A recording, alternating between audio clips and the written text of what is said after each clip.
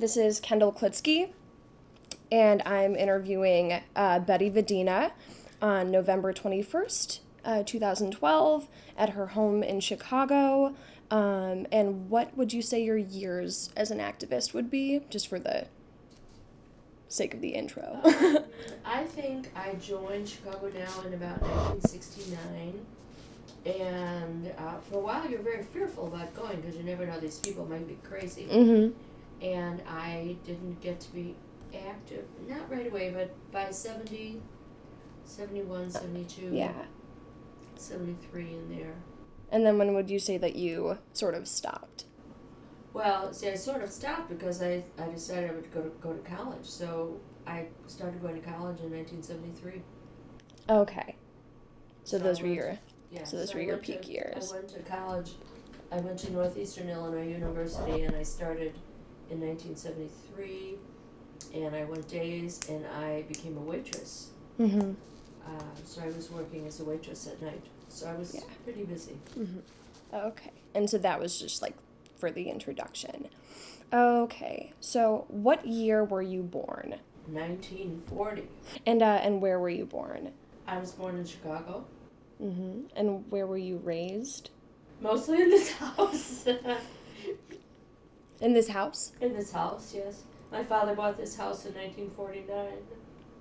Some of it's fine. It's gonna burst into tears. It'll be okay. Yes. Okay. Okay. And so what year was your father born? My father was born in 1901. And where did he come from? My father was born in Berlin. And did he and when did he immigrate? He was a baby. He was a baby? He was a baby. And so, what year was your mother born? My mother was born in 1900. She was about 5. My mother was from Austria. Austria? Yes. Okay. Yeah. And so she was about 5 when she came to the States? About 5. Yes. My grandmother came ahead of time with other older children, and these 2 were her youngest children. So she had 2 older children, and my mother and my Uncle Gus. Mm-hmm. Okay. And so what is the earliest memory that you have of your parents? My parents have been dead for a very long time.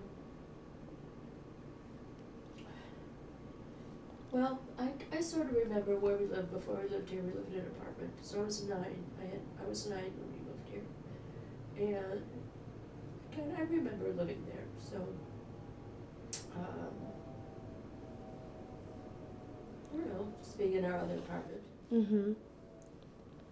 And what was the role of your mother growing up?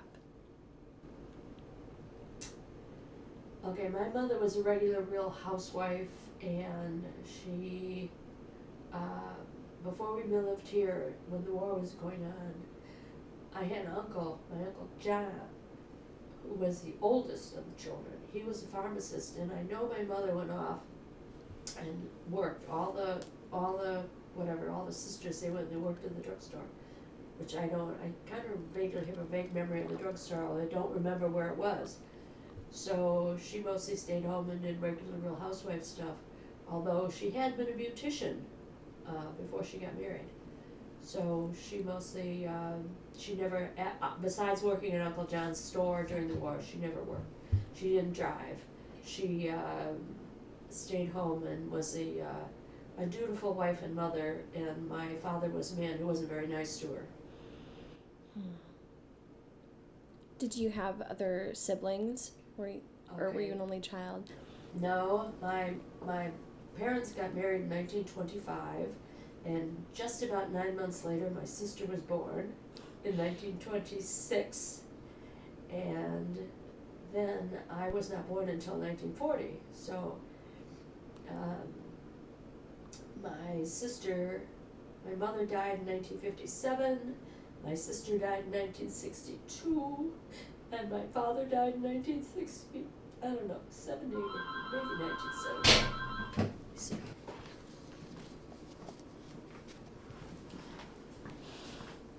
Okay.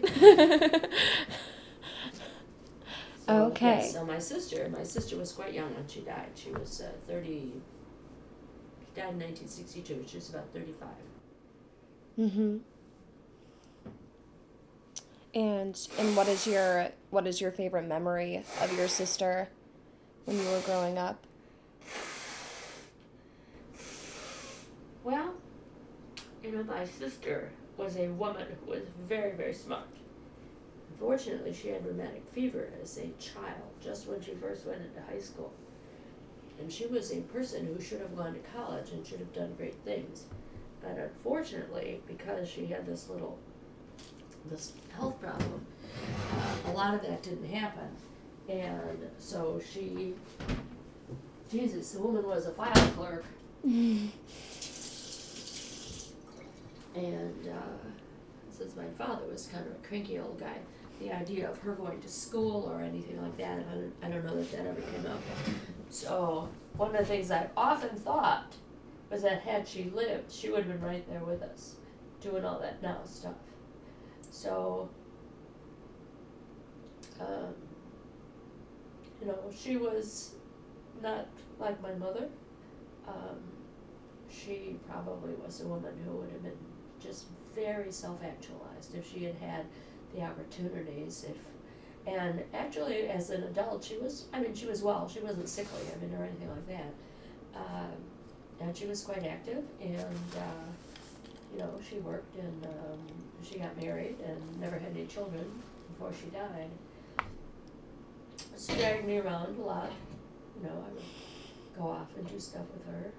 Mm-hmm. And I was also very popular with her boyfriends, who would take me places and buy me stuff. She's 20 and 5. So I have good memories of her.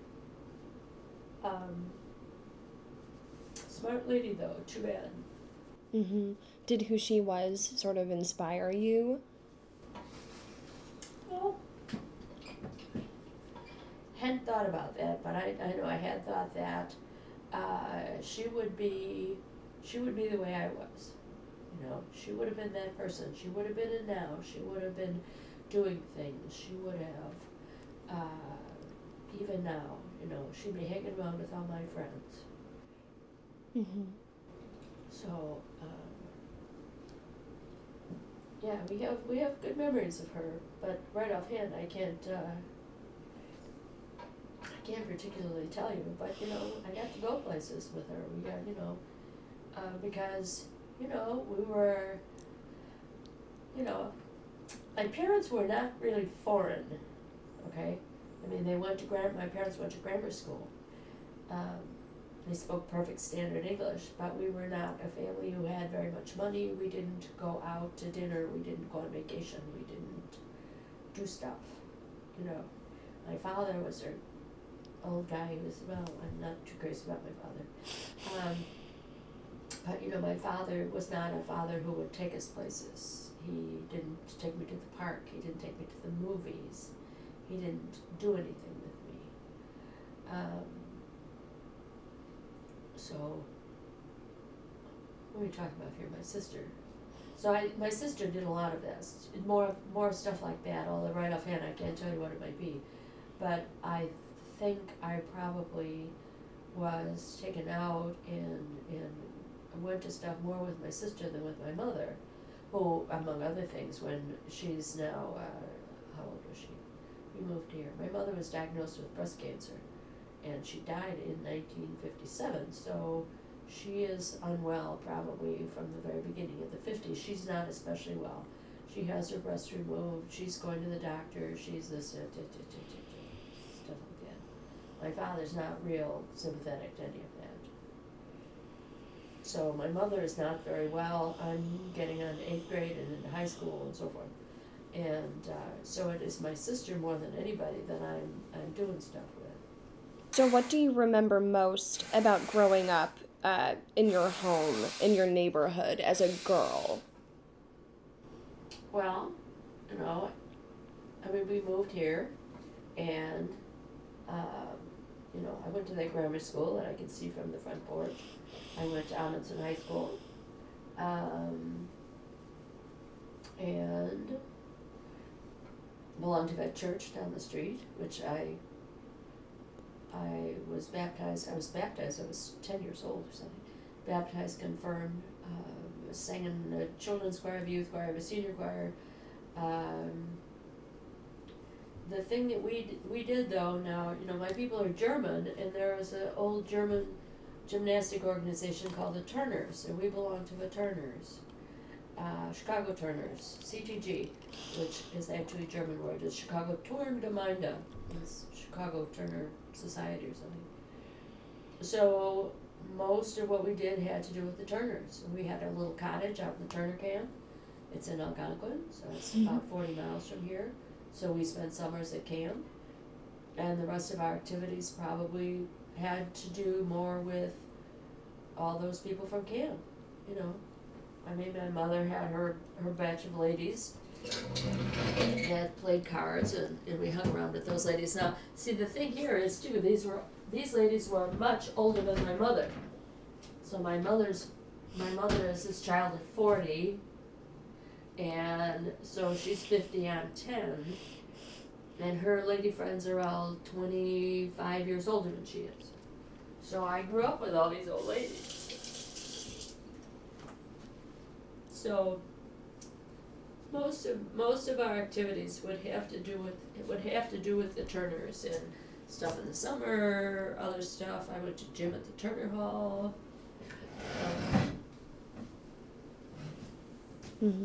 So just sort of fairly ordinary sort of stuff where you get together with people and you go here and go there, and How long were you a part of the Turners? Well, I was a part of the Turners. My mother died in 1957, and I never really went to the cottage after that, because my father would go, but I didn't go, and then my father sold the cottage a couple of years after that. I still went to gym. I've gone to gym. I am the product of 1 million exercise classes. So I probably still went to gym here. I'm an adult now, and my sister, Anita, went to gym too. Anita died in 1962. I still went to gym for a while after that. I've taken exercise classes in other places, so besides the Turner Hall since then. So I'm probably from the time I'm born until the time I'm about 25. Wow. Okay. And so, what is your most vivid memory from your teen years? Vivid memory.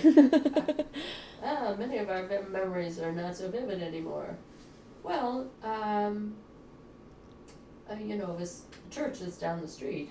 Now, I stopped going to that church when my sister died because, well, there's more. My sister died, and I decided to get married to this guy that my father didn't like, so my father threw me out of the house. So I stopped going to church in 1962. But we mostly hung around with people from church rather than people from school. Now, some of them were the same. And even now, I missed it last week, but we have luncheons. I'm always on everything. I have to stick my nose in everything. The Amundsen High School class of 58.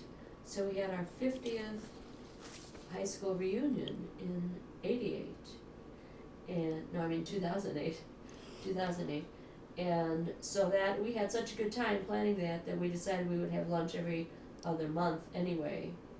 So we still do that. Now we are, I suppose, planning a 55th reunion. But I didn't go last week because I was too busy. So I'm, even now, you know, there are people that I went to church with, I mean, people that I was baptized, confirmed with, went to grammar school with, some of these are the same people, went to high school with. I still see them with some regularity because I go to this stuff. So probably my most vivid memories of when I'm in school are stuff that we did at church. Now this isn't necessarily, well, I always sang, I love singing. We sang in the choir, but we had all sorts of high school activities. Every once in a while we'll say, I don't know, there are no kids in this church now, there's little kids, but there's not this pack of high school kids that we had then.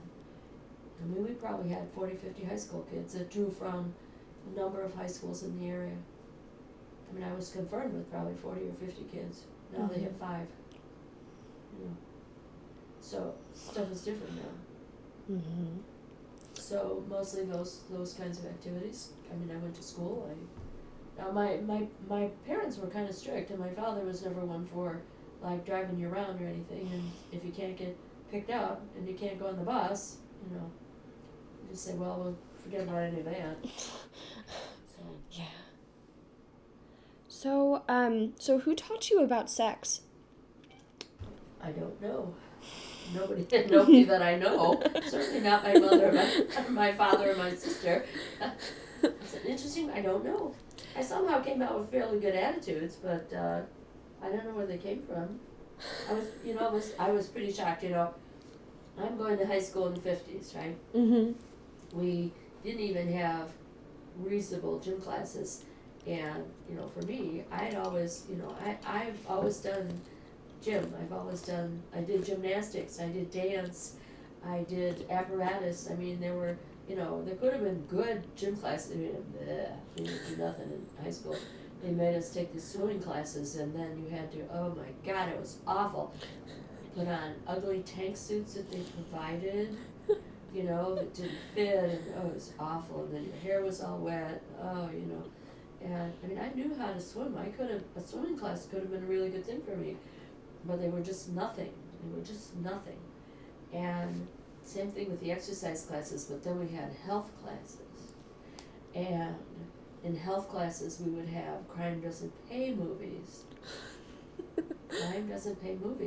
And one day, we had a movie about sex. I thought, oh my God. So I was like 16 or 17 before I found out how it happened. And I was shocked. I said, oh, that looks ugly. I never want to do that. No. Never going to do that. Nasty stuff. I don't know. So what did that film tell you? Or like before you were 16 or 17, it was just nothing? Yes. Nothing. You know. Now, you know, I mean, here we had, I wonder if I was a senior by then. My mother died just before, like, the second week of my senior year. She certainly never told me anything. Anita never told me. Nobody ever told me anything. I don't know how I found out. Okay, so I guess the movie. So what did the movie tell you? Was it? Well, how it was accomplished. I mean, I had no idea. I was shocked by the whole thing. And why would anyone do that? It just seems, no, don't like it. Never going to do that. No. Don't like it. And so, like, given that was your circumstance, like, when did you first acknowledge that you were a sexual being? I don't know. But I was a virgin when I got married. And I was 22. Mm-hmm.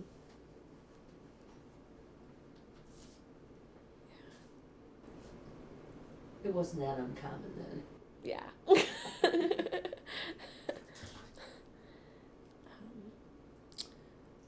So, what did you want to be when you left high school?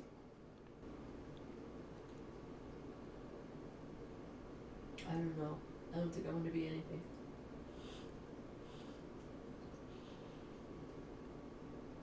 I wanted to get away from my father, but I didn't know how to do it. That was part of what I wanted to be. I wasn't making enough money. every time. Mm-hmm. You know how much money I was making when I first got a job? How much? $45 a week.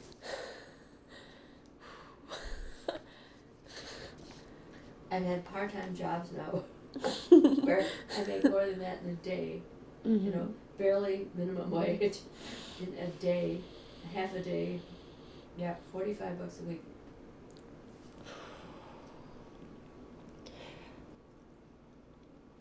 So, okay. I'm trying to stay on track with the timeline. But what did you do? So, what did you do when you left high school? I got a job, and I was a clerical. Mm-hmm. And boy, I can't remember what that first job was. I was working downtown. I had to go down the alley, go downtown. Remember IBM cards? Punch on those cards. We had lots of those cards. It must have had something to do with billing. Because I think we got stacks of papers and we had to pull out the proper card, which I suppose had to do with the billing. I didn't work there for very long. I lived there for a couple of months. And then our agent, whose name was Mr. Levinson, our agent for the Metropolitan Life, came around and I don't know. He said that he could get me a job at his office, and so I did. I worked there. So I think I probably started working downtown for whatever that company was. I can't even remember now. I started working for the Metropolitan in probably October of 1958. So I graduated in June. I started working that other job, whatever it was. I started working in the insurance office in 1958. It was 4554 North Broadway. So I take the Montrose bus up there, walk over to Broadway, and so that has been my field for the better part of my life, has been working in insurance. And I have some very good friends that I made in that office that I still see today. One of them just called. She didn't start till 1960. So we've only known each other for 52 years. Only 52. Right. Anyway, I'm down there working in the insurance office, and they moved before too very long over to Lincoln and Lawrence, which is very close. So I worked over there, and that was where I was working when I started, when I joined now. And I'll tell you, there's a woman who has influenced my life, and Joanne too, my friend who just called. And her name was Marge Huss, and Marge was our office supervisor. And she was a very large woman, and she was very strict, and she taught us and made us what we are today. And every once in a while, I have to talk to Joanne, and I've thought about this. She would sit over us and make sure we did everything right. And we were doing handwritten balances of stuff, and we would take cash from people. We took payments. We did death claims. We did all kinds of stuff. I was just 17 years old when I started. I wasn't even 18 yet. And Marge Huss would sit on a garbage can next to us and make sure we balanced to the penny, and that we took all our cash right, and that we lined up the bills in the right direction. And I will do that today. And Joanne she's another one. She's so smart and so wonderful. She stayed on that job for years and years and years. She never married, and she should have been much more. Another one. We're held back by our own whatever. But yes, Marge Huss, she was definitely an influence in my life. She was so mean to us. We would go home and cry. But she was, when we talk about that, she trained us. We came out the best office worker, the best administrative person that you would ever want, because we knew how to do it right. Mm-hmm. She saw to it that we did it right, to the penny. To the penny. She would sit over us. We would check it and check it and check it and check it. Yeah. Mm-hmm. So she influenced your work life, but did she did she have any sort of influence beyond that even? Maybe, but I couldn't tell you what it might be. She was our office supervisor, though, and we were up there, and she was, Jesus, we were like, I had my 18th birthday, so right after I started working. Women could drink then at 18, and she would make us drink Manhattans. We'd have a Christmas party and go and drink these perfect Manhattans, whatever that is, at her house, and everyone would be like all these young clericals that were in there, because there was me and there was Florence. Florence was just a little older than I am, not much, maybe 6 months, and then Eileen came, and it was the same thing. We were really, we were like 19 years old or something and drinking perfect Manhattans and March stuff. I haven't thought about any of this stuff in a long time. I can't imagine, she was a very large, hefty woman. And all the office supervisors then were quite old. They were pretty old. Means they had worked for a very long time before they ever got to this lofty position, which wasn't a very good job either, but better than anything we knew. So, actually, I got to be an assistant office supervisor when I was still quite young. I was 27, maybe. No one else had ever been one quite so young. It was quite a big deal. But of course, we made no money because we were working for the insurance company and so forth. And I had to work in displays then, so I went to work in displays. That's when I was going to now meetings. I think I was in displays. There was a lot of driving around.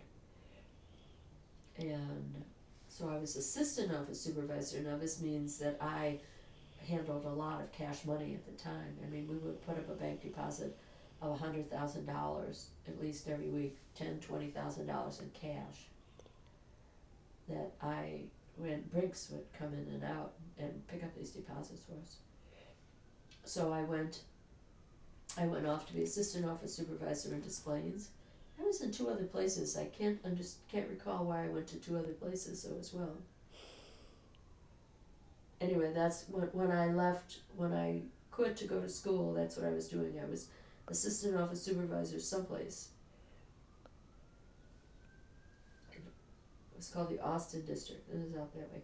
So anyway, I worked some places there I actually left the Metropolitan for 2 years and I came back. So when I left, I'd worked there for 12 years. Mm-hmm. I had 12 years of service and I was 32 or 33 years old. So it may be that we had realized one of the reasons we wanted to join now was we weren't being particularly well treated, we weren't making very much money. Yeah. So was that the first time that you experienced sexism, or can you describe the first time that you experienced it? We probably didn't know that word, but this is what was very common everywhere then, okay? The women worked in the office, they had low-level clerical jobs, and the men did the important stuff. So there wasn't a woman who was a manager at that time, a manager of a whole district. There wasn't a woman who had a staff of salesmen. There were just starting to be a few women who were selling. And actually I had sold for a brief time but I didn't like it too much. So I kind of left and came back. But yes, so here we're it's very clear to us. You look in the office, they're all the women. Okay, very young women who are low-level, entry-level clericals, and then you have the office supervisor who is in charge of the office, but not the salespeople, and maybe the assistant office supervisor. They were all of them pretty old, too. Now, I was thinking one of our great friends, when, here I'm starting, there's me and Florence and Eileen and Alice. Okay, now Alice was much older. Alice is 10 or 11 years older than I am. But see, she's 30 and we're 19 then. So there's a big difference. And Alice was, I think, our assistant office supervisor for a while. But most of them were way older than Alice. So that's how it was in offices. You would probably have this older woman, and Marge Huss, I think she was divorced, or maybe she was a widow. She didn't have an active husband at the time. So mostly that's what you have. So the people in charge of offices were your older women, and then your younger women who were clericals, because we knew they were going to get married and then they were going to get pregnant, and they would be forced to, or they would leave. So, why did you get married? Why did I get married? Well, that's an interesting question. I got married. He was cute. He was very cute. He had a convertible, and he came to the front door delivering a package. And my father never liked him. And but you're young, and you think he's and you're going to get married anyway. And my father said, "You get married to him, and blah blah blah blah blah, get out," which I knew he would say. So I was ready to get out. We had rented an apartment and so on. You couldn't live together then. That was, this is 1962. Mm-hmm. So I did get out, and we did get married, and came to find my father was right. I never married him. But it got me out of the house, got me out of the house. He was inclined to run around and not work and stuff like that. We were only married for 2 years. So, same reason many people do it, even now. People do it. So I got divorced. I don't know. Well, yes. Anyway, that's why I got married. He was very cute. They all are. They all are. So I got married again, but a long time after that, he didn't work out either. So tell me about your reasons for becoming an activist. Well, I think, interestingly enough, you ferreted some of them out. Mm-hmm. I think that many women at the time, we just began to see how we just weren't being treated very well. We weren't making very much money.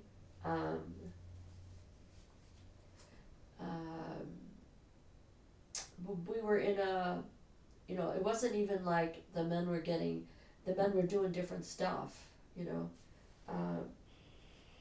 that's back there when all the want-ads were men, women, they weren't just an alpha like they are now. And I think we realized that, there wasn't anybody for the most part then who was, even if you've gone to school now, I know of several people who joined now and decided to go to school. I was one of them. My friend Jean Pomacala, and Jean is about 15 years older than I am. And Jean and I started going to school at the same time. And she graduated from UIC, I graduated from Northeastern. Her son, Conrad, graduated at the same time she did. Now, Jean's been dead for quite a while. And Conrad is my good friend, and Carol and her daughter and son-in-law, daughter and son, are my good friends even now. So there were a number of people that decided they would go to school. There were a number of people who had been to school that decided to go to law school, which I actually thought about that briefly, but I put that out of my mind. But I dredge up that decided to go to Marianne Satay. I just saw her. God, she's not even as tall as I am, and she's gone before the Supreme Court. Yes. Judy was a lawyer for some reason. She managed to do that. She was a lawyer when we were active, and now. But if I could dredge up some names of people that had gone to college. Okay, it wasn't all that common, that had gone to college and then decided to go to law school. Probably Sandy Thiel, but she wasn't a now member. But I know Sandy Thiel worked for public aid. But a lot of women decided they would go back to school, they would go to law school, they would. And what women inspired you at that time? Oh, Sally Miller and Jerry Dallin. Yes, they both did it. Sally, they were now members, and Sally, I think they were both psychologists, and a fair amount older than I am, like at least 10 or 15 years.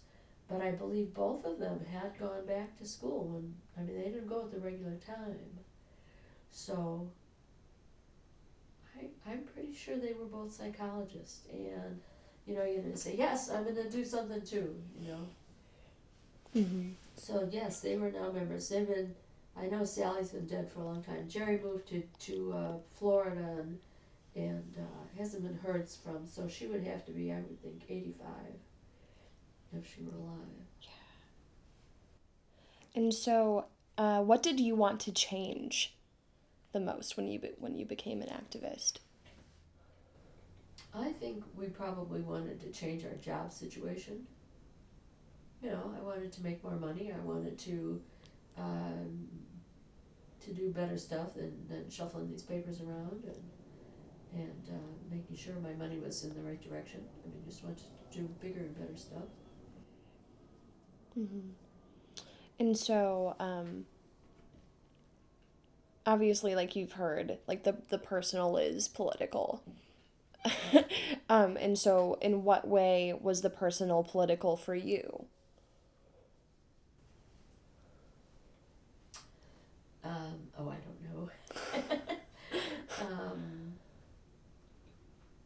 don't know. My father died right in there someplace. And so I was not living here then. I mean, I have not lived here since 1949. I was gone for 9-10 years, from the time I got married until the time my father died. So I inherited the house, and I got a little money, not too much, because he gave all this money. It's amazing how much money the old boy had, for an old guy who had never made much money and hadn't been working in a long time. But we're German, we save. Anyway, I had the house, I had a little money, I had a tenant, so it looked like I could do that. And this is sort of interesting, if you pay attention to Illinois politics, they're cranking about the scholarships that the state reps can give. I had one. I was one of those people. So I went to City College the first year, and the rest of the time I went to Northeastern, and I had a tuition scholarship, which really helped me a lot, because I didn't have any bills or anything when of course it didn't cost me nearly as much either. I lived at home, I was working. But yes, I had one of those state scholarships, and they keep talking about how, and he actually didn't even have any specs. He said, oh yeah, sure, I'll give it to you, okay. Nobody really wanted them too much then. But that was what put me through college, was a whatever you call it, General Assembly, I guess, scholarship. And so, because you mentioned that you joined now sort of out of your experience in like your working environment. So is that what prompted you to join now? I think so. I mean, there were other things after that. I was recently in a focus group, I guess, and it turned out to be for Planned Parenthood, and they were talking about women having other services besides abortions at Planned Parenthood, and I said, and I think I said, I've always had insurance. There's never been a time when I didn't have insurance. And I started out working for the Metropolitan, we had insurance. I went on, even when I was in school, I had student insurance, so I've never not had insurance. I had no idea. I mean, I support Planned Parenthood. I don't even know what Planned Parenthood really does. I've never gone to Planned Parenthood, So it's after that time when you find out about some of these things about insurance, for instance. I don't know that I never thought too much about abortion. The other things that now really started to espouse that you haven't thought about and that mostly what you've thought about probably is, we know that we're not getting such a good deal on the job. You know, we know that we are the clericals, we are the office people. We're just not making any money. We're not getting to do nothing about stuff in the office. So I think for a lot of women that was, and then you get into other stuff, you know, if you are interested in the women's sports issue, which, you know, I mean, I've always been, whatever, athletic, but I don't especially care to go on team sports. You know, I don't care to play on volleyball teams, for instance, or teams, but, you know, then you see that there's teams where the boys have a lot of money and the girls have nothing. Is that, you know, for women that want to do that,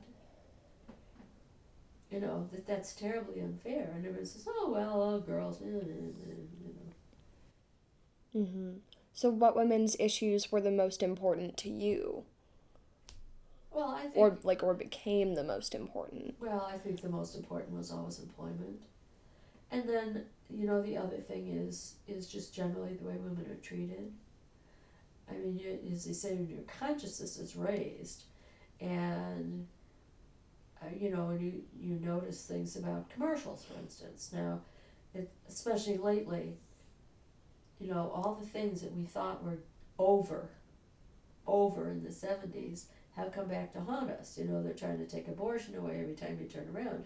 They're trying to take women's health issues away. There have been really obnoxious commercials on TV lately with, it's pistachio nuts, you know. I mean, why do we have to zoom in on this lady's jugs? All this stuff that, you know, there was a lot of work in commercials and sexist commercials and so on, which sort of petered out a little bit. Now they're coming back down and saying, no, wait a minute, you know. So other issues open up to you once you become aware of them, things that you probably never thought about, whether or not we ought to be called girls, you know. Do girls ever really get very far? Not as far as women, probably. You know, I mean, to me, girls are pretty little. They probably are 10 and under. Maybe 12 or 14, but that's it. Not too much past that. They're always young women. Maybe ladies, but... You know, and language. You know, language is important. Language is important. Yeah. And so, moving forward a little bit, so describe the role that you played in Now.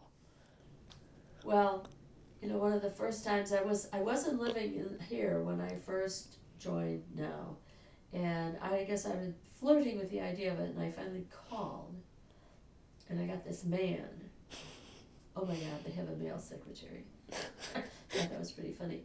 Now, I don't know if you've ever come upon anybody that talked about Nan Wood, but Nan Wood was just about our oldest member at the time, and this telephone then was in her office, and it was N. Wood counters, and she was a woman who made Geiger counters, and it was like sort of on the south side. She lived Hyde Park, and she had worked with Fermi in the Fermi lab. So I'm 30, Nan is probably then at least 65, I would think, or 70, and a very tall, kind of like Eleanor Roosevelt sort. And so the phone number was just her office number, because nobody had any money, nobody had an office, nobody had any equipment, nothing, you know. And so I called up and I joined, and then I recall not going for a while, because then you think, oh my God, what if they're really crazy? What if they're like this, you know? And I think bra burning had come up by then, you know, and of course no one we ever knew ever burned a bra. So you're kind of fearful of going. And then I think, and I don't know if I made Joanne go with me or not, but I finally ended up in a meeting, and of course Mary Jean Collins Robeson at the time, because she was married and hyphenated, was the president. It's like it was thrilling. It was just thrilling, because things were going on. There were people talking about, oh my God, it was thrilling, all this stuff, you know. And I can't remember where that. I think we met at the Y then. away. And so, you just get sucked into it because you find out more about it. And so I just got sucked into it. And I think I was working in Des Plaines then, so it's a little bit of a drive too. You got to get home and get to downtown because the meetings were always downtown. And for a while I was membership chair, so I think I took over for Jenny Rentas, and I don't know why. I think I told you this. People were very fearful that it would be known that they were doing this. They could have lost their jobs, That's why we had the list of frequently called numbers. This is not the now membership list. List of frequently called numbers. And all it was your name and your telephone number. So you could contact people, So I did that, and I don't know that I did it for very long, and I'm not sure exactly when it was. But anyway, I was membership chair because I walk around and I talk to people all the time. Still do. Started early, still do.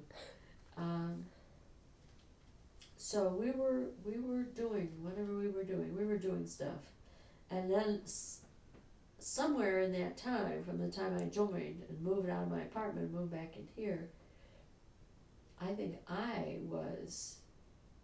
my phone was the now phone. Or maybe I had a second phone with another number, but it was in my house. So people would call up and we would try to see what we could do for them. And a lot of that stuff, we could do anything for them because, there just isn't, there's just only so much you can do. And especially then, we didn't have any money, we didn't have an office, we didn't have a staff person.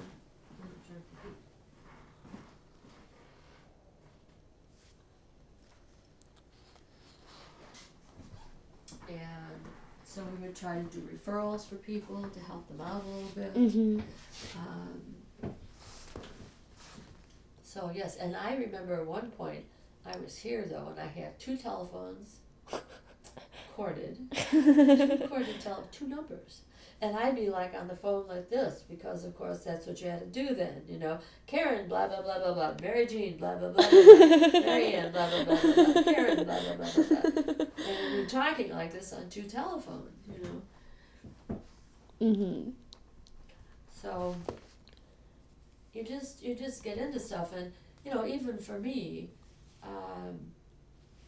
I guess people where I worked, they kind of knew that I was doing some stuff, but I wasn't ever in dire danger, for instance, of losing my job.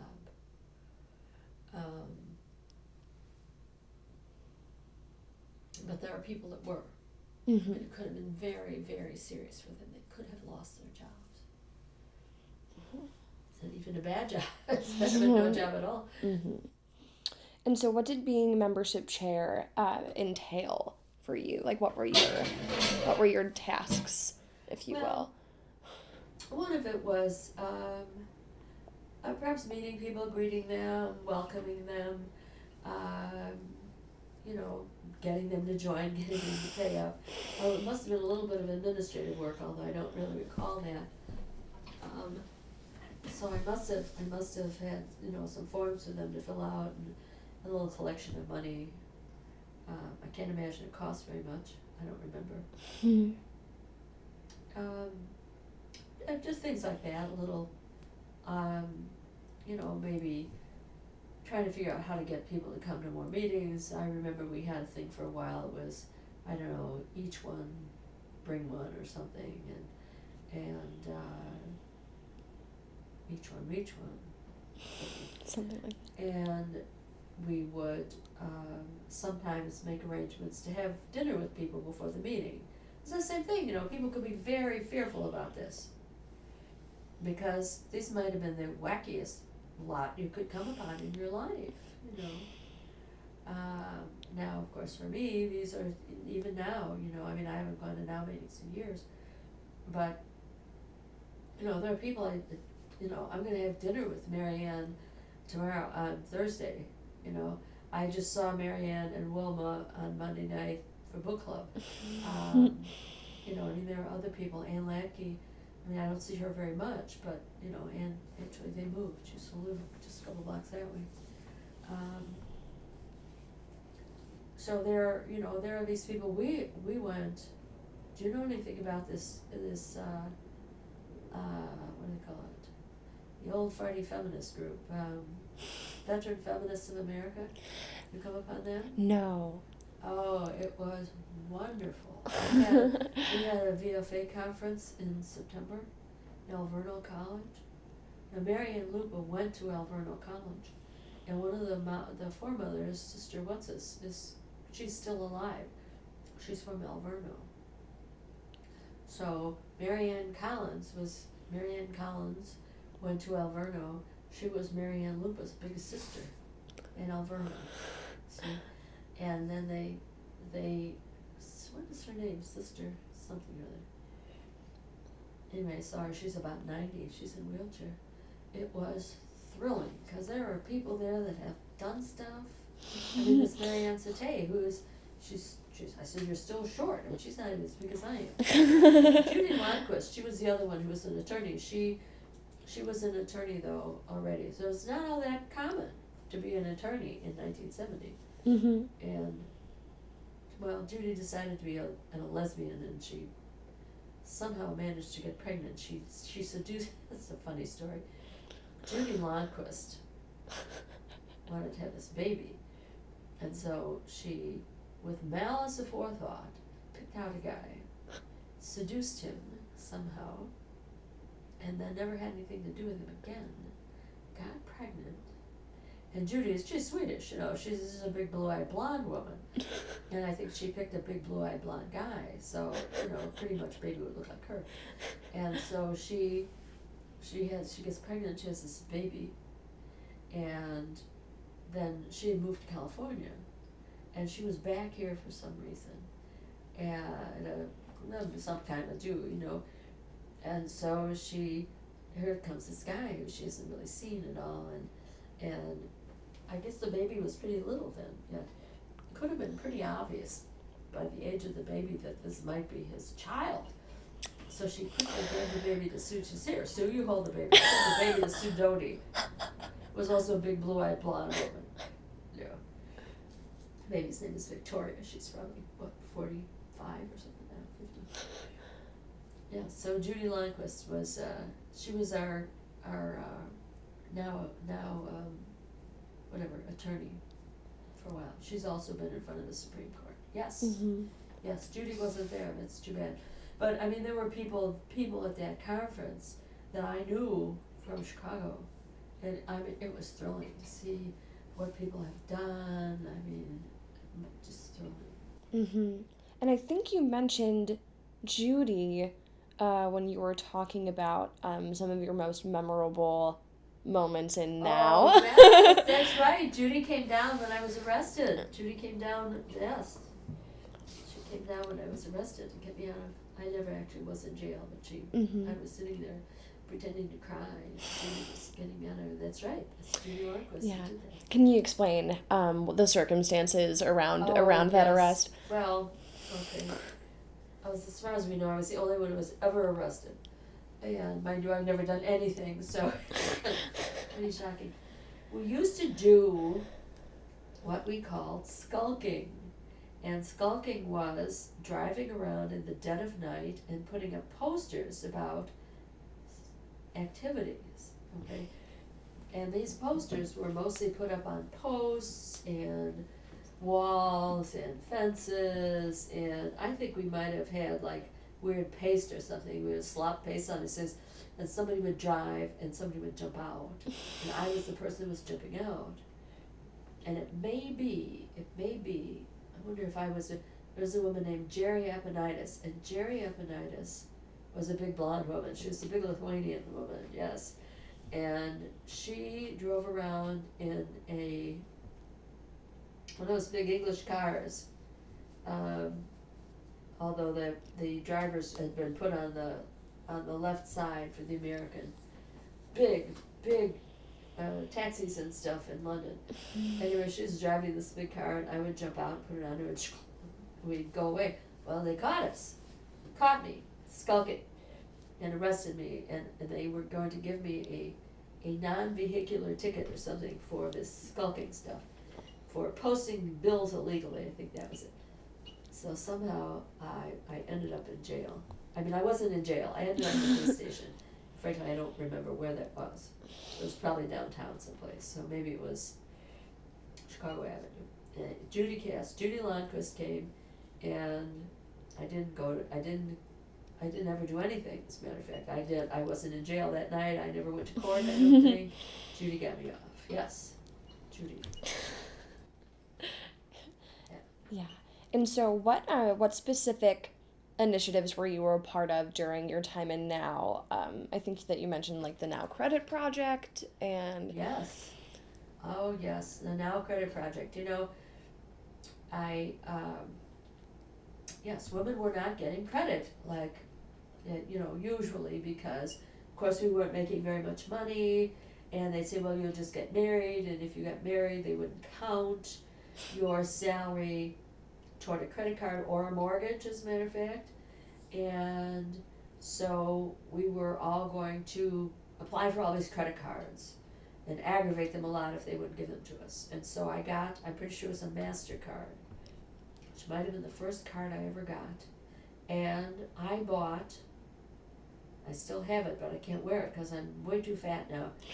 I bought what I call the goat coat. It was an Afghanistan Ram coat. They were a very popular event. It cost $109. Now, mind you, I'm probably making $100 a week or something. This was a big purchase for me. This coat was so beautiful. It's got the furry stuff on the inside. It still smells, just like an old goat. And the outside was like white buckskin, and it had beautiful embroidery, and it was long. It was very long. So it was down to my ankles, and I wore this with white boots and a little white hat and a big scarf. Oh, it was wonderful. There are some pictures of me in places wearing that. One of them was taken in Washington, D.C. at something we went to. And we were with a whole lot of black people and a couple of us white ladies, and me in this big white coat thing. So yes, it was my downfall. It was the first thing I bought on the credit card, and yes, we've fallen into using those credit cards ever since then. It was probably the downfall of a lot of people. And I still have that coat. I would like to find someone who was thin enough to wear it. I would like to. Mm-hmm. It's just hanging in the basement. But yeah. And so, in addition to the Now Credit Project, were there any other things that you worked on within Now?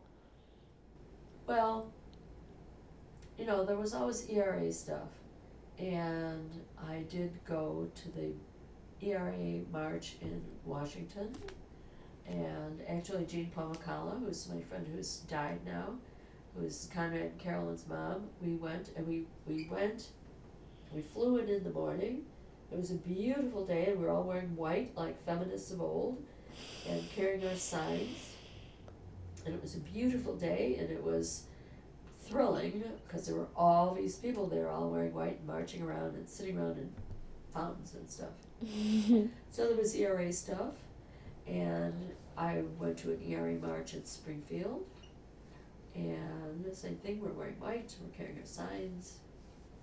I think I gave all those signs away now. I gave them to UIC not that long ago, last year, maybe the year before.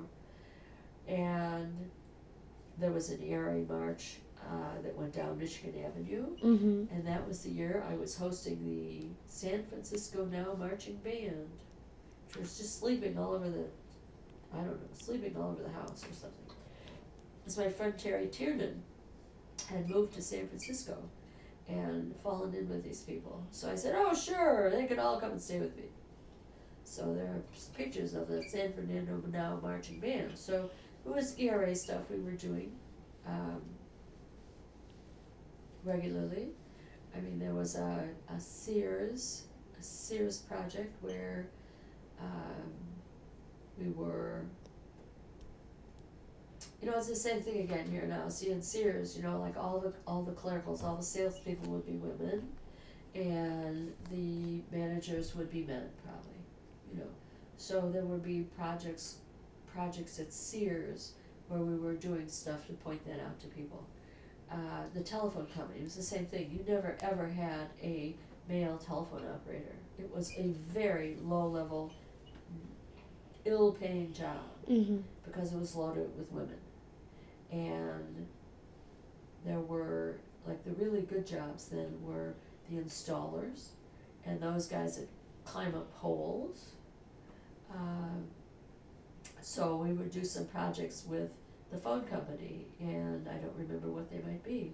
I just remember Eleanor Protis, who did something or other, and she was working for the phone company, but she was like not a phone operator, someplace in an office, and they didn't fire her. They just took her off her job, and she just came in every day and did nothing. I remember. And they continued to pay her? Yeah, and I don't really remember an awful lot about that right now, but yeah, Eleanor Protis, she made some kind of a complaint, and that's what she did then. She did nothing all day long. She came in. They couldn't exactly fire her, I guess it would be, well, they didn't anyway. So a long time she just sat around and did nothing. But, you can see now there are, it would not be unusual to find an operator who was a man. It would not be, I don't know about installers, but there probably are women installers. I mean, there are women everywhere working in the phone company now, and every place else. Mm-hmm. Places I have no idea why they would want to do that, but, you want to be a firefighter? Well, okay. Nothing I'd want to do. But there are women firefighters. There are women everywhere doing stuff now. Women are getting credit cards, and still there's a lot of things that are very difficult. I mean, right now I think there are more women going to law school and to med school than there are men. Okay, so we were talking about the ERA a little bit, among other things. And so, like you mentioned that you participated in marches. Did you do anything else on behalf of the ERA, or was it just like the participation in the larger efforts? I would say not particularly, I suppose. There's a whole attitude that goes along with this too, and it continues on. So, not that I can particularly remember. I know we would occasionally do speaking engagements. I don't remember if I particularly talked about the ERA or just generally.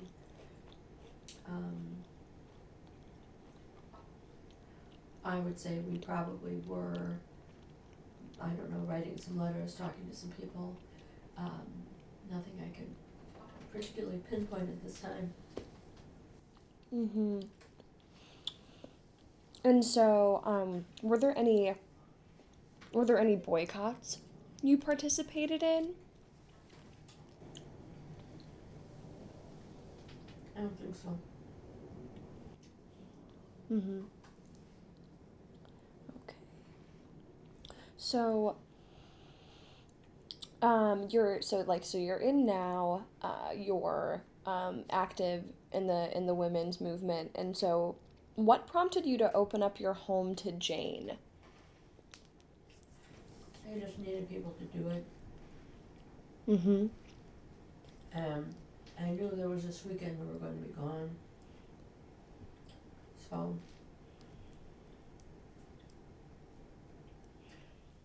I mean, we were really fearful about that. I mean, I could have been thrown in jail for that too.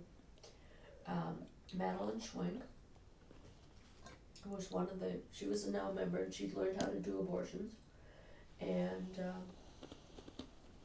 I had this figment of my imagination that Madeline was having a meeting up with her boyfriend because I think she wasn't getting along with her husband, or maybe she got divorced or something. So I gave her the keys. And we went away. We went to a NOW conference. Someplace else, maybe Minnesota, Minneapolis. Mm-hmm. And so was that just like was it the one weekend, or did they use your home multiple times? They just did it once. And I don't know if they were here 1 day or 2 days. Mm-hmm. And I don't really know what they did, except I just found a little furniture moved around, and actually I found a chair in the bathtub, and it was, and then they sent me a very lovely towel set used for a very long time. Marmico towels, pretty nice. And so, you mentioned that you went to a conference and you left and you went to a conference. Did you go to many of those conferences? Like yeah. Yes, we would have, the Midwest Regional and the National and the, so yeah, we love going to conferences. Mm-hmm. There was, well, for one thing, you got to see other people, and some of it was really fun. Some of it, there was a little dissension going on there in the upper echelons, which right offhand I was never really involved in that, but like Mary Jean Collins, she would be like running for now national president, or, some of these other people, they would be running for board positions. And then there would be somebody running against them, and there's, a lot of upheaval in there, and they'd be staying up all night, said, yeah, I vote for it, yeah, whatever it is, So yes, we did, we loved going to conferences. Did you attend, or what was your involvement with the National Conference for New Politics in 1967? Does that sound familiar? I went to that. Oh, okay. Before I was in November. Oh, okay. Yeah. Yes, it is. I'm sorry. So you mentioned that there was conflict in the upper echelons, as you said, and so when was there a sense of betrayal amongst you and like the other women in the movement based on differences in belief? Like, what did you witness where women were conflicting with women? Oh, I don't know that I could speak to anything like that. I don't know. Oh, okay. It seems to me that, there's always been a little bit of dissension between the gay women and the straight women, and I don't particularly know a whole lot about that. It seems to me that gay women have a whole lot of the same issues as straight women, and I never particularly got myself into issues like that, but I know, you've probably heard about the Lavender Menace, which is what Betty Friedan called them, because very often, they wanted to say, well, you're just all lesbians, and that now was being taken over by lesbians, and that they were lesbian issues, and there was stuff like that. I don't remember being really seriously involved in that. That was just like stuff that you would hear about, Mm-hmm. We always had some gay women in now.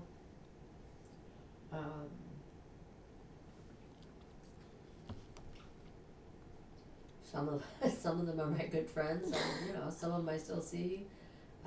It's like, they're old gay women. Yeah.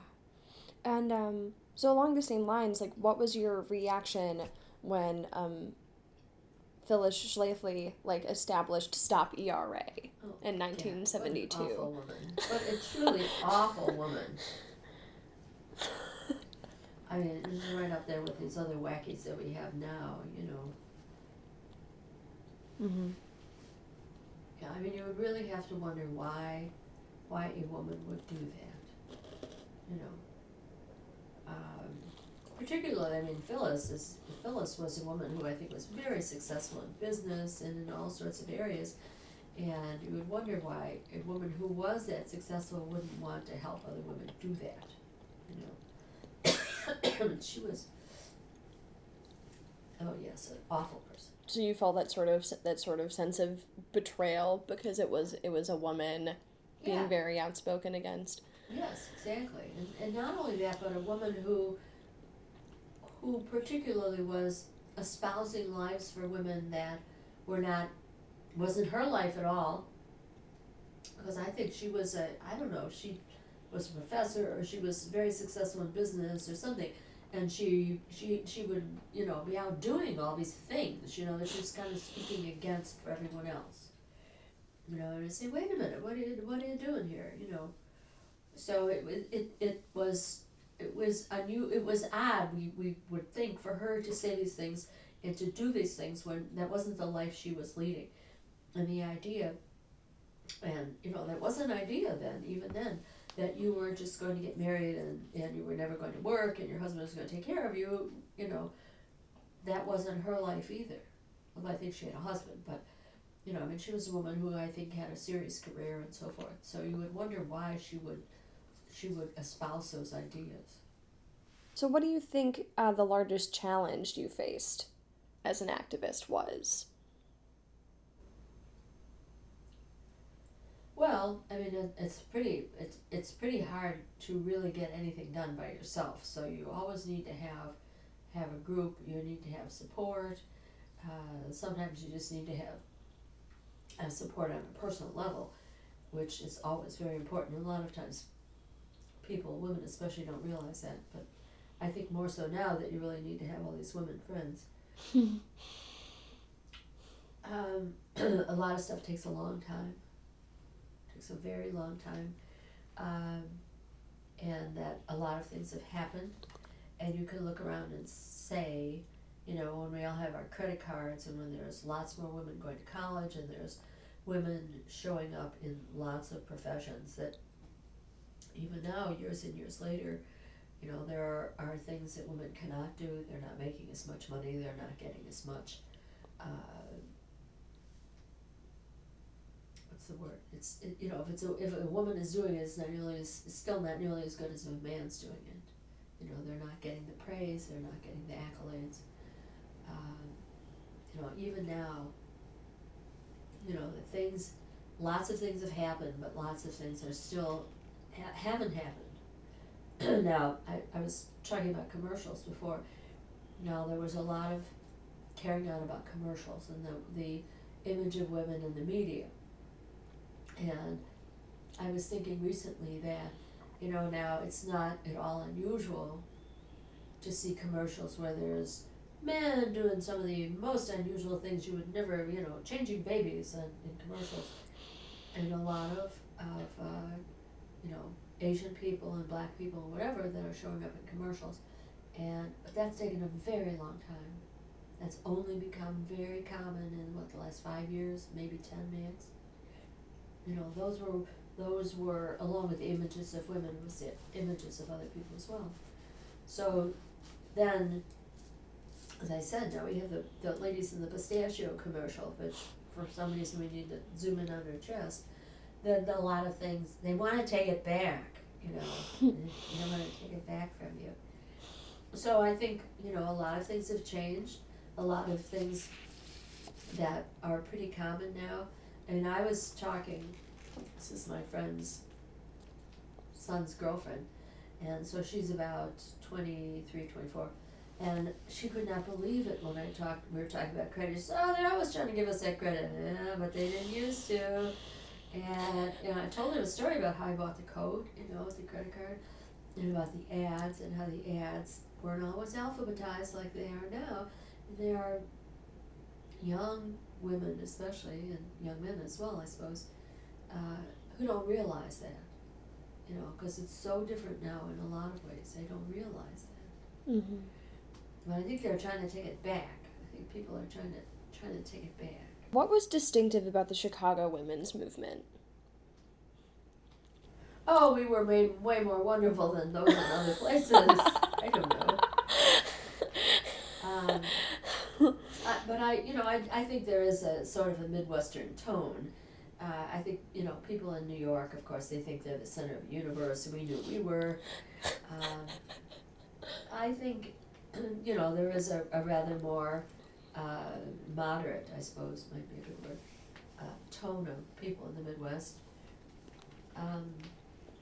You know, in Chicago, we had Chicago Now, we had the Chicago Women's Liberation Union, you know, they had a rock band, they really were the Jane service, you know, so they did consciousness raising. Now, I never really joined a consciousness raising group, but they had started out that way. They were doing things a little differently than we were, although as years went by, you know, we got to be rather more close to a lot of them, you know. I don't know. I mean, I think it's just the Midwest is different from New York or California, for instance. They just have a little different attitude about stuff, and it's probably more moderate. It is not as wild and crazy. You know, more organized and in a little different kind of ways. Mm-hmm. And so, describe your average day as a women's rights activist, like when you were active in the. Very long time ago. Well, I mean, you know, I was working then, so you know, I mean, I would you know, do all your stuff and then go to work and maybe try to sneak in a few phone calls. Actually, one of the things, I haven't thought about that. I used to steal postage. I used to steal postage from the office so we could send stuff out because we never ever had any money. You know, we never had any money to run our office or to do anything. So we'd steal postage, maybe make some phone calls. And, you know, I mean, then you dash home and you go to a lot of meetings and talk to a lot of people on the phone and go here and go there. And, you know, I mean, it could be almost every night of the week that you were going to meetings or, you know, going here or there, doing stuff. So we were very busy. And I'm not kidding, I'm talking about these 2 telephones, you know. I mean, I was on the phone with 2 people, you know, like going back and forth like this, talking on the phone. So it was very busy, and it was all the time, you know, for a while there. I mean, and that's probably why when I decided to go to school, you know, I mean, I couldn't do that stuff then. Because I was going to school 5 days a week, and I was working 4 nights a week. So, you know, I really couldn't do that. So it was a very busy schedule. I mean, almost everyone was working full time, regular, real day job. I mean, we had, you know, there were women who were married, they had children, you know. So it was a lot of organizing, you know, trying to figure out when you're going to do that stuff. Yeah. And so, what compelled you to further your education and go back to school? Well, you know, I mean, it's what we've just talked about here, you know. It seemed to me that I was never ever going to get away from the office of the Metropolitan Life. Although, well, actually, I never actually did terrifically well after I graduated from college, but I did actually get into a better job because it just simply called for a college degree. I think, well, you know, I also flirted with the idea of going to law school because there was so much, it seemed like that would be a way you could really do more. But I realized I probably couldn't do that, and I didn't want to go to school anymore. So it was, you know, it was just, it's all the things we've talked about, you know, and I think my desire to get a better job, to do better, you know, I was, you know, I got married when I was 22 and divorced by the time I was about 25, 26. I wasn't married then. I did get married again when I was 40, which also ended in divorce. But, you know, probably the realization that you're now going to have to take care of yourself for the rest of your life, so you need to be able to do that. So I think that was, you know, I went to school for all those reasons. And, you know, you were in an atmosphere of you know, other people that wanted to do that and encourage you to do it. You know, I mean, here we have, you know, I'm 33, Jean is, I don't know, 45 or 6 or something, I don't know. And we're taking ourselves back, and we're going to school, you know, we're going to college, and we are this old. Mm-hmm. And so, what moment, like during your time as an activist, gave you the most fulfillment? Oh, I don't know. I don't know. Mm-hmm. Was there a moment where you felt like you were really doing something, like where you in the moment you felt like you were really doing something? You know, not that I can really remember at this time. It's a very long time ago now. We're talking about 40 years.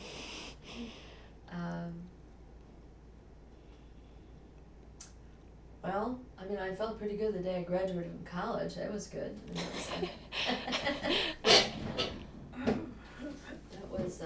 That was a good time.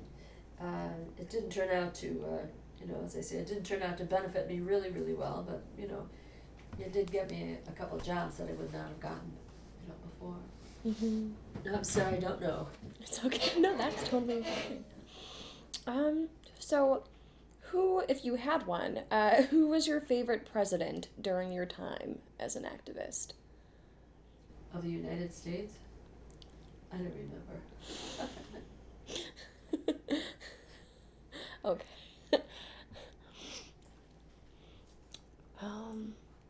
Yeah. 'Cause there are a lot of guys, you know, during those times.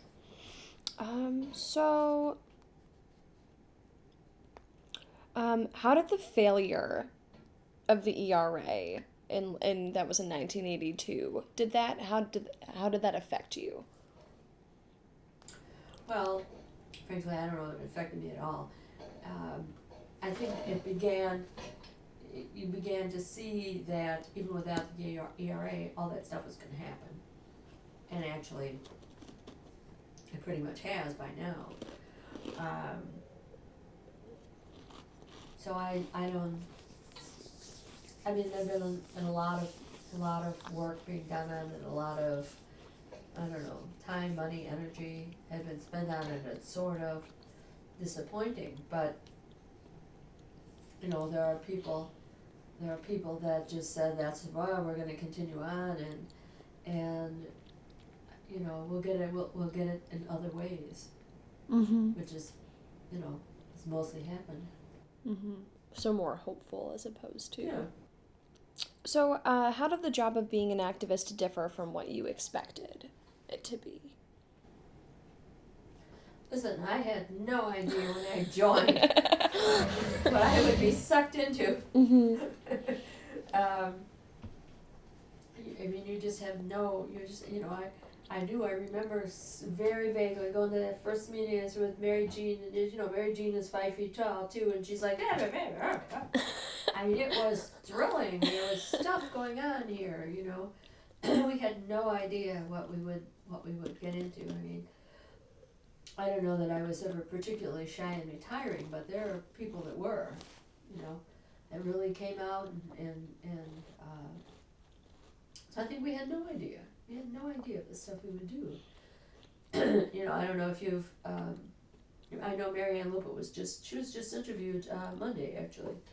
And, you know, Mary Ann was there with Mary Jean when they went into the Berghoff's, I think, men's only grill. And they were frightened, you know? And they were those two and some other people, but not me, they did stuff they never considered doing before. You know, but they were together, you know, so I think we had no idea. We had no idea. I mean, I was on TV shows occasionally, or I was interviewed on TV shows, and, you know, did a little speaking here and there, which, frankly, I don't really remember, but I know I did a little anyway. I mean, there were people that would go out and do things they never had considered before. I mean, even marching around and I mean, imagine getting up and going to D.C. and marching around in D.C. I mean, you know, all sorts of things that nobody ever thought they would ever do. And how do you think that being an activist, how did that help you grow as a person? Well, it turned me into an even bigger big mouth than I already was. Well, let me see. You know, a lot of it is an attitude, you know. I mean, you come out of it, even though I haven't gone to now meetings in a very long time, I, for the most part, maintain my membership. You maintain the ideas, you can spot something right away, and you might well say, wait, that's really sexist, or that's really unfair, or that's really something.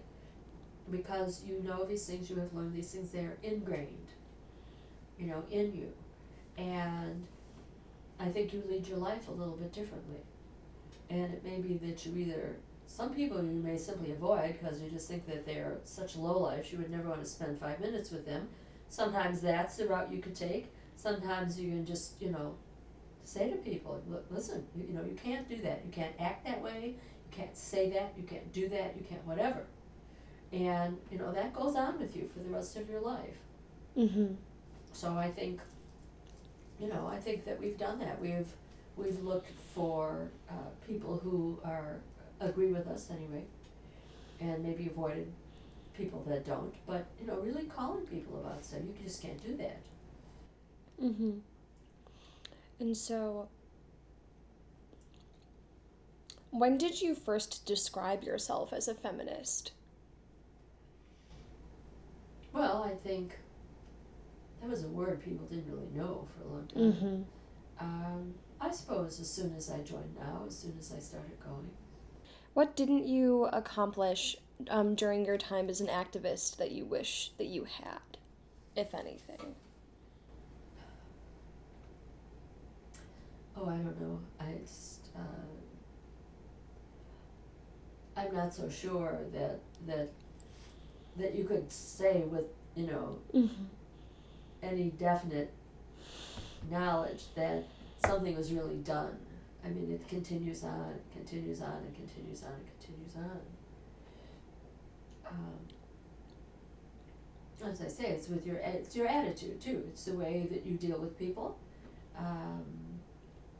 It's the way you expect them to deal with you. I mean, that goes on forever, So I don't know that anything was like, we definitely did blah blah. I mean, I don't know what you could say that. I think that, that you changed a lot. I think it forced other people to change a lot, or even if they didn't change a lot, they know they can't get away with this shit anymore. So they have to change their attitudes, or at least their actions. I think there's a lot of that, actually.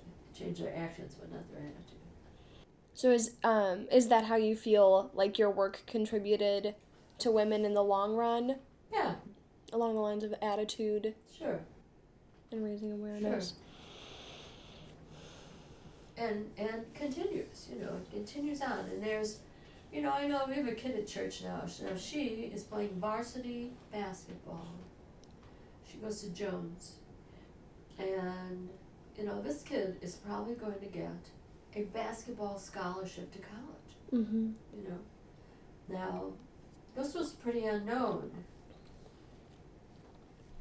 back then, because there mostly was no girls varsity, nothing. Before Title IX, yeah. Right. So she knows with pretty good certainty that she's probably going to do that. Mm-hmm. And there's a lot of stuff like that just like all the stuff we've talked about, people didn't know about then and they take it for granted now, but it's sort of like ongoing. And I think a lot of stuff is ongoing.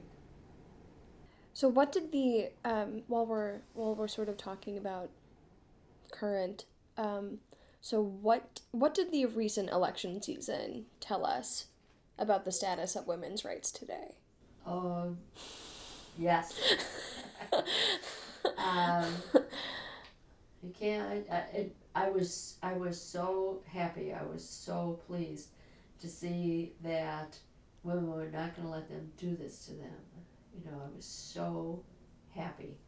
Say, get them women out there, And here we have the wonderful Michelle out there, and you gotta love Michelle. Look, she came out of a perfectly ordinary family. Perfectly ordinary. Little black girl from the South Side. Perfectly ordinary family, and look at, and him too, And I think that has been, this whole idea that women were gonna vote for this mope, who was trying to take so much away from women that we've just gotten used to. Say, no, sorry, we're not doing that. So I was so happy. So happy. You think you've tricked women? Well, you haven't. Have you seen, because obviously on the news they talked about how the vote of the young women, and young women being involved in politics definitely contributed to Barack Obama winning a second term, but like they were often called like one issue voters.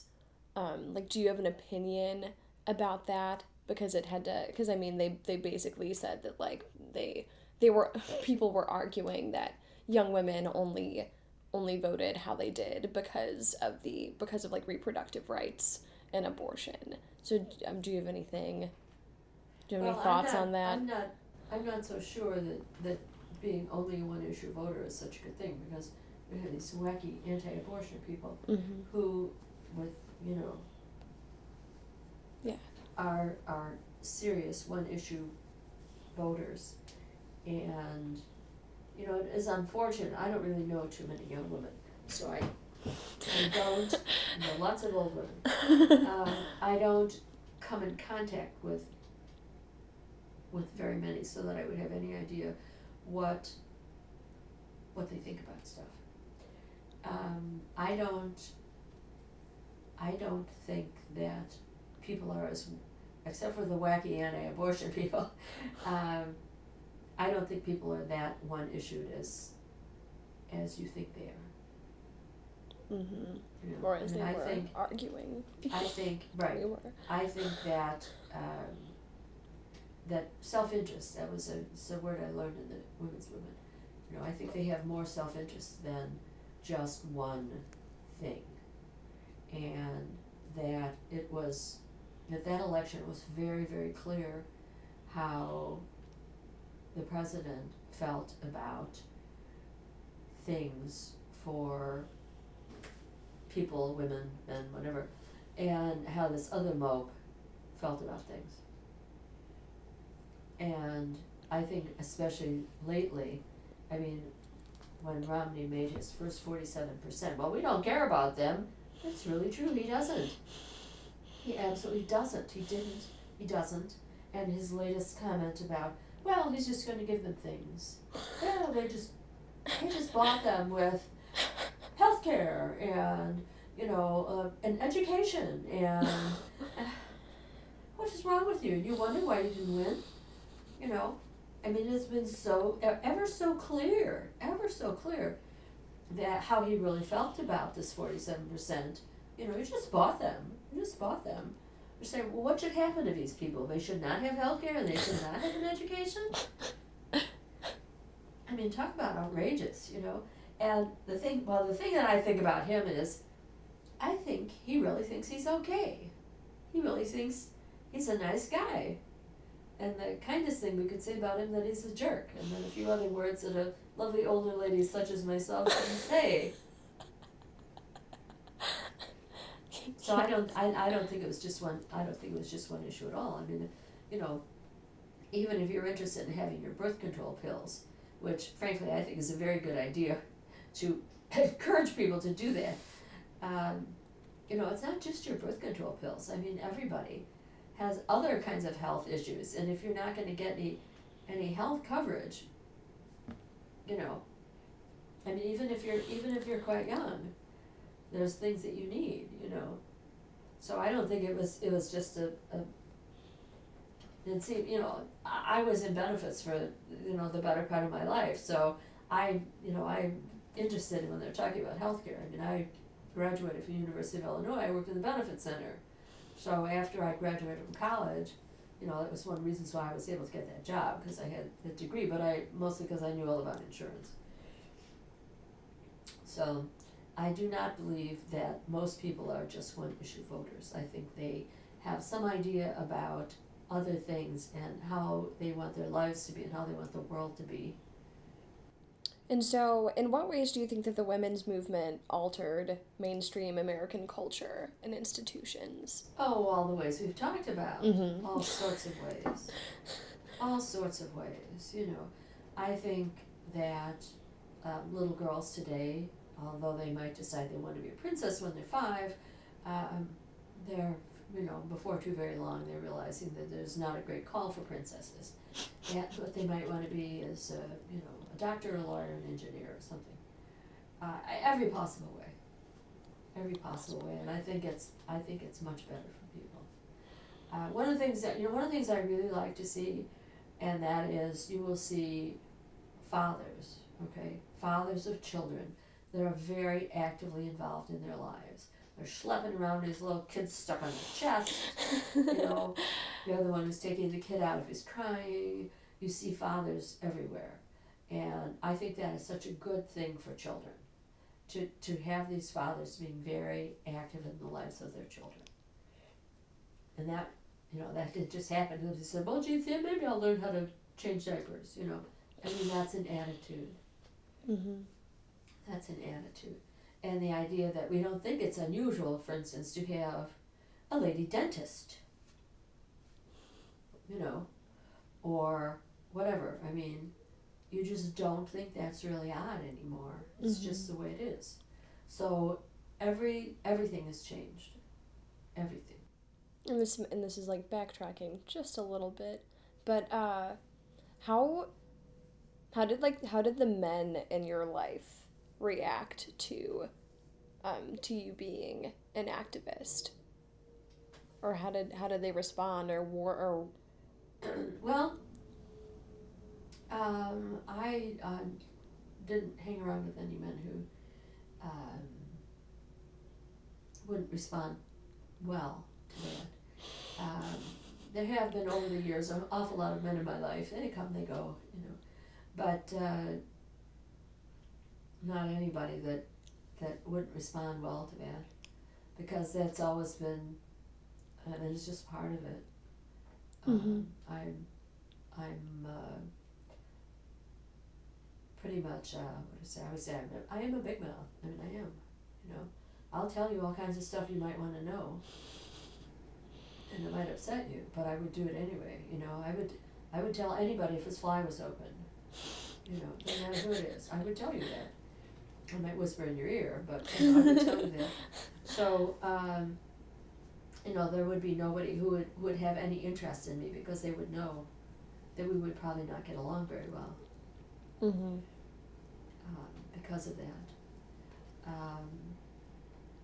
Quite a while ago now, when before we had internet dating, and we used to have little ads in the newspaper, and I answered an ad, and it was a guy who said he was opinionated, and he was also 10 years younger than I am, and he liked to ride a bicycle. Well, I thought, well, I'll see, I could ride a bicycle with him or something.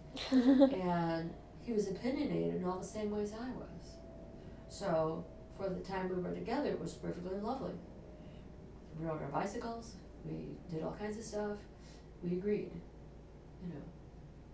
So there's lots of men out there that do agree. I mean, you'll find men all the time that say, look, I have daughters. I have 3 daughters. Mm-hmm. Of course, and even, what's it? I don't know, right now, we hang around with a lot of women and old gay guys. Ed, who's, might show up here soon, he's bringing me something. He was just outraged at the idea that anyone would vote for Romney who wouldn't agree to women's health issues. How could you do that? So there's, I mean, if you're the father of daughters, I mean, you have to want to have this for your daughters. Mm-hmm. So I think that, I mean, I wouldn't want to say there aren't some lowlifes that perhaps, but they're not the sort you'd want to spend any time with. For you, what does it mean to be a feminist now, today? Well, now today, gee, we,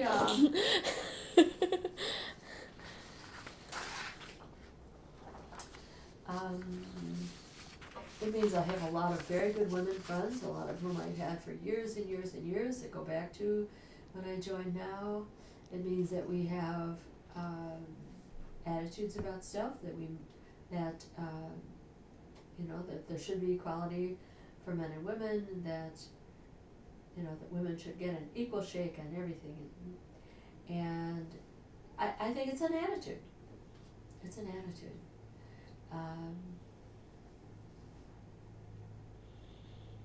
And the other thing is that I think, for the most part, the feminists are not your shrinking violets. We are the ones who are mouthy, and even now we're doing stuff, Mm-hmm.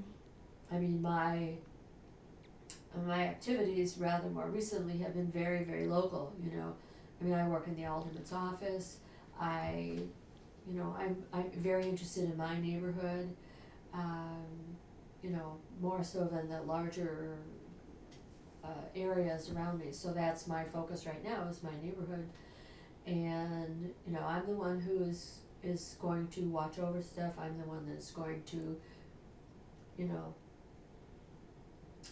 unless it was somebody who looked big and mean and was terribly frightening, I'm the one that's going to say, look, you can't do that. I mean, I think clearly it's an attitude. I mean, we got it, and it's never going to go away.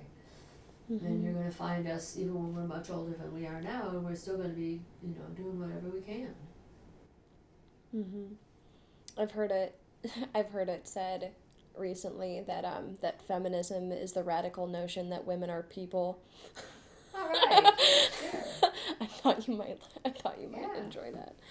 Yeah, that's good. But I think that you will find that that anyone who's a feminist is outspoken, and they can be outspoken about anything. It doesn't, anything. And I don't think it's going to stop. I mean, you could find very old ladies that are going to do it. And just the idea that whatever it is, we need to take some action. The hydrant's dripping down there at the end of the block. I called in and I talked about that. I mean, whatever it is, you have to stick your nose in there and do something about it. Because there's a lot of people say, oh, well, hydrant's dripping. Oh, well, maybe, well, yeah. I would never do that, I mean, I would never not do something about almost anything that needed something done about it. Mm-hmm. And what advice do you have for young women today? Well, I'd say my advice is be alert. The country needs alerts. Go to school, get an education, be prepared to take care of yourself. I have 2 ex-husbands. I have no children. You have to be able to take care of yourself. So don't think that a man's going to come along and take care of you, because even if that happens, then all of a sudden he drops dead as he walks down the stairs or something, and you're 37 years old. So you need to be prepared. You need to be alert. You need to be aware of what's going on around you. Local, city, state, nation, whatever. You need to pay attention to what's going on. You can't just sit back and say, oh, well, Mm-hmm. Keep moving and aggravating people as much as possible. That's what I always say. I try to keep moving and aggravating people as much as possible. And so, is there anything else that you would like to say for this project about your activism or anything, really? I don't think so. I think I've talked about almost everything. Stuff I haven't thought about in an awfully long time. No, I think, I mean, you have to be engaged in your life. This is your life. It is not a rehearsal. This is it, You have to be prepared, be alert, Pay attention to what's going on around you.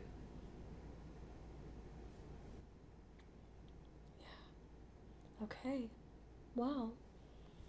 That's pretty much. I guess. That's all I have. That's it. That's pretty much. Okay. Yeah. Unless if you have nothing else, yeah. This project's been going on for a very long time. I'm glad it's finally over.